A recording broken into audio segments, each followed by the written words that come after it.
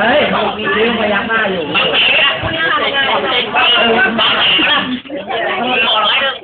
เดี๋ยวเย็น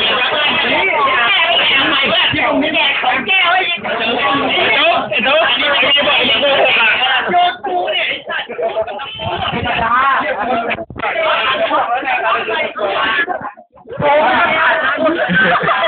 เดี๋ยวอีก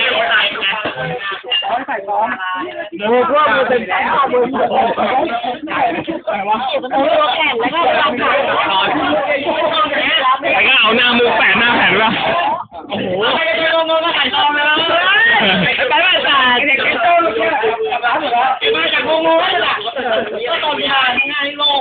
มิกลับไปมิกลับไปเฮ้ยมิกขับมิกสัตว์โอ้เฮ้ยมีอีกร้านหนึ่งชื่อมันอะไรนะเปิดเมมเบอร์ได้ไหมเมมเบอร์มันนะไม่ถามไอ้บูไปต่อสูงสิงว่าเหรอเฮ้ยสูงสิงยังไปต่อเจ๊งไงพี่ใหม่พี่ใหม่เจ๊งเหมือนกันก็ได้ก็ได้ขายสูงสิงเนี่ยไม่เจ้าไก่มาหลานใบไปเลยข้างในไปเลยข้างในไก่มาล้าไก่บอลเต้อย่างนี้ไก่มาหน้านี่เสียงดังครับผมว่าเจ้าไก่บอกว่าเดี๋ยวรอวันนี้การเล่นเจ้าไก่ล้าเลยเจ้าไก่มาล้าเฮ้ยกูว่าเราเอาป้ายนี้ถ้ามีป้ายเรา